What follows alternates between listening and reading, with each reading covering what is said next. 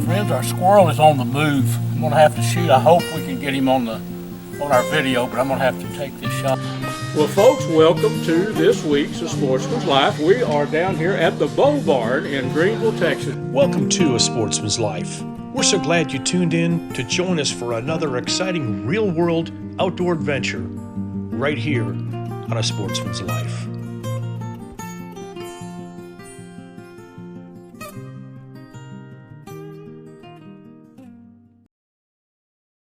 I'm on my lease in western Texas. The rut here should be kicking off pretty quickly if it's not already started.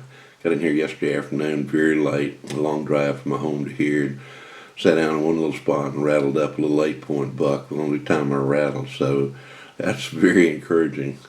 Rain has quit. It's going to be partly cloudy and maybe even sunshiny tomorrow, so we'll see what happens. I'm anxious to get out there with a set of rattling horns and see what we come up with, and who knows, there's some big old bucks here and there's some young bucks here too. We'll see what comes in.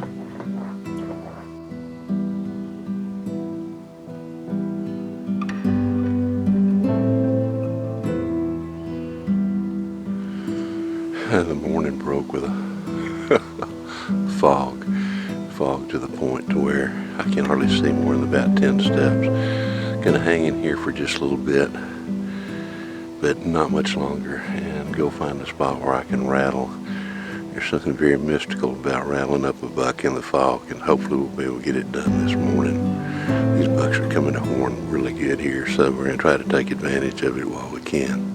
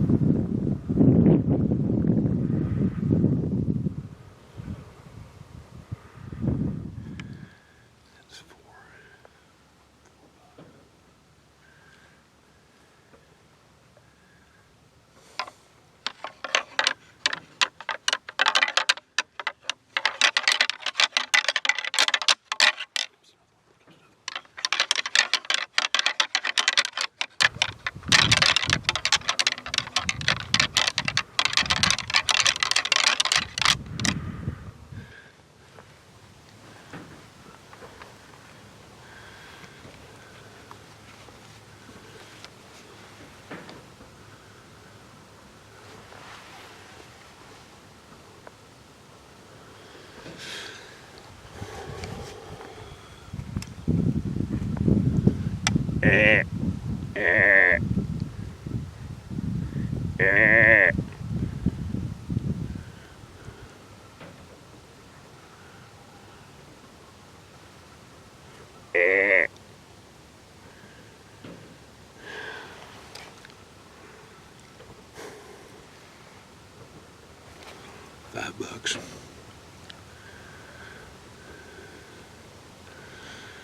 I'm not sure we got them all on camera,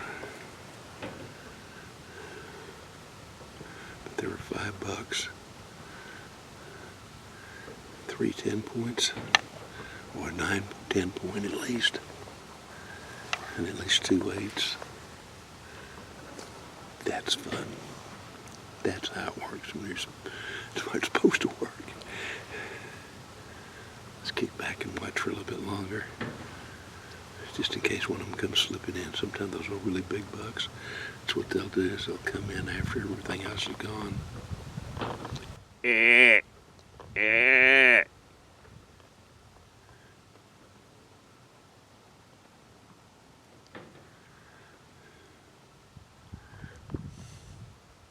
Brought to you by Dallas Safari Club, Conservation, Education, and Hunter Advocacy. Hornaday, accurate, deadly, dependable. Taurus Firearms, maker of the Raging Hunter. Well, hello, my friends. It's your old buddy Luke Clayton, and welcome to this week's A Sportsman's Life. We are about to go on a squirrel hunt right over there, probably 100 yards from where we're at. And I seldom ever go into a hunt with more confidence than what I'm going into this. And there are a ton of squirrels out here, a lot of oak trees. This is an Avenger, a 25 caliber PCP air gun. Loads really easy by a lever right here. Got a good scope on it. Folks, this thing is a tack driver. I get all my air gun supplies from Pyramid Air. You can go online to pyramidair.com and check them out. But this thing is driving tacks at about 60 feet. I mean, shooting a very, very tight, almost touching every shot. So we're going to get out here and see if we can get a squirrel. I think we can. I'm very sure we can.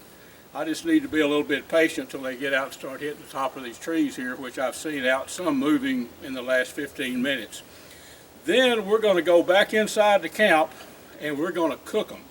I'm going to try to get one squirrel and take you through the hunt, and then we're going to clean the squirrel, and then we're going to cook it and make squirrel and gravy with rice.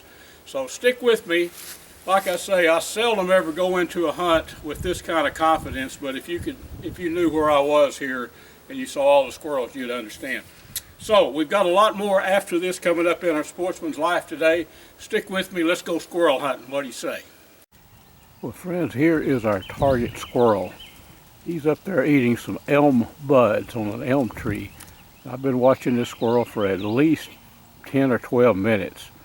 When he gets down a little bit lower, which I hope he'll do, we're going to try to make a shot and put us a squirrel in the skillet.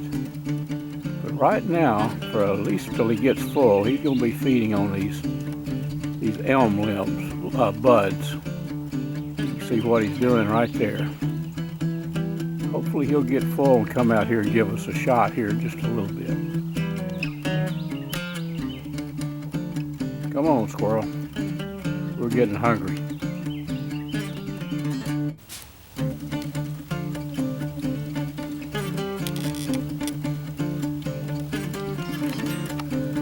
Okay, friends, there's our bushy tail getting within range.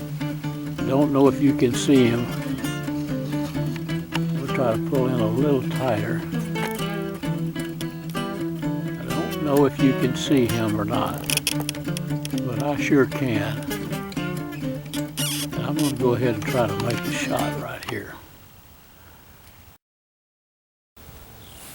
Friends, our squirrel is on the move. I'm going to have to shoot. I hope we can get him on our video, but I'm going to have to take this shot. He's up at about 60 feet up in this oak right here.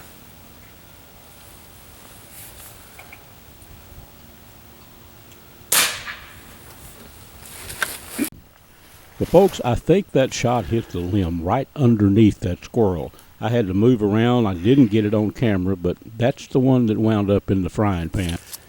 Well, friends, as Mr. Paul Harvey used to say, here is the rest of the story. Got him all skinned. You can go to YouTube and see all kind of good videos on how to skin a squirrel. I used to be really good when I was a kid, but it took me probably 5 minutes, but I did a good job.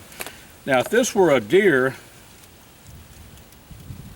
we got a high long shot on this squirrel, and that Avenger pushed that pellet all the way through, but it dropped him right away. So basically, we're going to cut the squirrel into, we're going to cut the 2 legs off. That'll be fried. We're going to cut the 2 front legs off, and then we're going to have 2 pieces of back. We're going to cut it right here, and then we're going to cut it here, and then cut it in the middle. So we'll have 1, 2, 3, 4, either 5 or 6, or we may just fry this whole back by itself from about right here to here. So I'll get to work quartering this thing up and we'll get him fried. What do you say? Thinking about making some gravy, have some smothered squirrel. Okay, my friends, we are in my cooking establishment, a little cabin out here behind the house. Here's our quartered up squirrel that we harvested, 45 minutes ago. Now, we're going to dredge the squirrel quarters and the back. You can see, let me point out the back to you. I actually cut that into 2 pieces, which here and here. So 1, 2, 3, 4, 6 pieces we wound up with. That's going to be enough for a big lunch for old Luke, and we're going to actually just dredge the squirrel pieces in the flour, and actually it's seasoned flour. I've got some, put your favorite dry seasoning, whatever you like, but you can see I've got it mixed in here pretty good. So let's go ahead now and dredge our squirrel quarters in the flour and drop it in some hot oil. What do you say? And friends, where have you seen this old cast iron skillet of mine? Everywhere from Saskatchewan to Mexico through the years. The key is to brown our squirrel now, and it's not going to be tender, but it will be brown. We're going to put all our squirrel pieces in here, our quarters, and then we're going to take them out. They'll be real crispy, and then I'm going to make a gravy. My Cajun buddies would call it a roux, but that's coming next. So let's let everything brown up really nicely there. And then I'll take those pieces out, put them on a drainer, and make a gravy or a roux.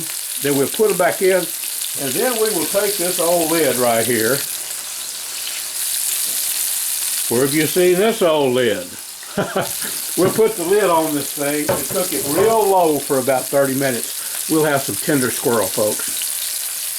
Friends, our squirrel is now brown, and we could eat it right now, but it's not as tender as I want it. Would be pretty tasty. That was a fairly young squirrel, not a real young one, but young enough to fry and eat. But I want to make a roux or a gravy and make some smothered squirrel. And that's exactly what we're going to do. So let me take these pieces out and drain them. And then with this oil here, we're going to go ahead and put some flour in there, seasoned flour, and we're going to make a gravy or a roux. Oh, that squirrel's going to be good. If you like chicken, you'll love squirrel. Look at that little front shoulder. So tasty. Okay, now let me get this heated back up, put some oil in it, and make us a roux. Okay. For my Cajun buddies, we're going to call this a roux, and it's going to be just the color of peanut butter. So Mr. Landry and Mr. Aqua, I think you'll think old Luke is doing it right. Now into the roux go the squirrel pieces. Stir them around, give them a good mixing there. Okay, perfect. Perfect. Now, I'm going to add a little bit of water, and we're going to put this quartered up squirrel back on the burner, and we're going to cut it real low, and we're going to let it cook about 30 minutes. Just simmer along. Folks, If you think you don't like squirrel, I want you to see the finished product, and I do wish you were here where you could taste it. The old skillet is off the burner, and yes, this is tender. There's a hind leg of a squirrel. Let's put that right there. There's the back. That's some of the tastiest right there. And let's grab a foreleg of the squirrel. Very, very tender. And my Cajun buddies would be proud because it's time for a little white rice. Put a little rice in here. Squirrel gravy and rice. Spoon in a little of that roux or dark gravy there.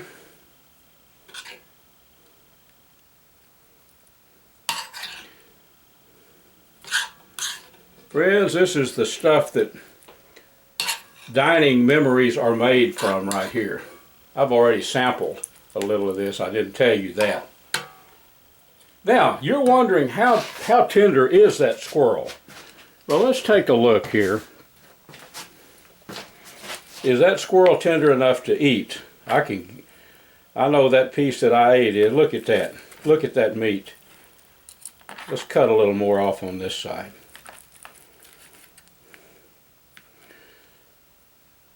It's been a while since I've had any squirrel. Put a little of that rice on there. So folks, I hope this makes a squirrel hunter and a squirrel cooker out of you. Now on to the rest of our show. A Sportsman's Life is also brought to you by Mossberg, American Built, American Strong. The YO Steakhouse, Catch and Release Apparel, AGM Global Vision, your go-to for thermal hunting scopes and spotters. Pyramid Air, your one-stop shop for everything air guns.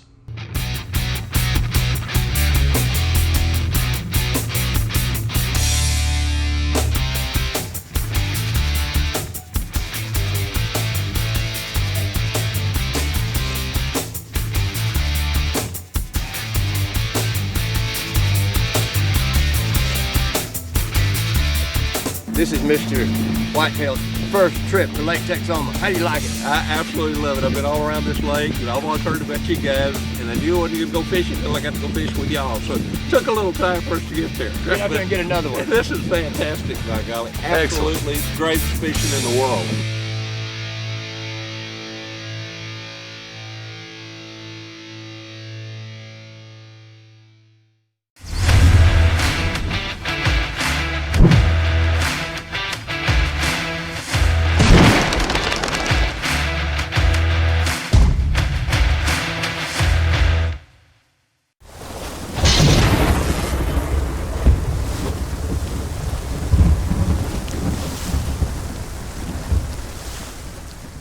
Well, folks, welcome to this week's of Sportsman's Life. We are down here at the Bow Barn in Greenville, Texas, right on Interstate 30, about 100 yards over there. Larry Weissoon and I, we've got our books, and this is ta-da! Yep, Campfire Talk and Deer Addictions, Larry's book. Of course, most of you probably know, Larry and I co-authored this one. Pouring up coffee just like at camp. What we do. Well, just a little bit of campfire talk. Basically what this is, Luke and I do a lot of different things together, whether it's with radio, podcasts, or digital TV shows. But this is kind of a compilation of some of our favorite stories that we've written. Some of it's a little bit how-to, some of it's really just kind of stories, some cooking and fishing. Got Mr. Bill Carey written about in there as well, too, with Striper Express from fishing with him.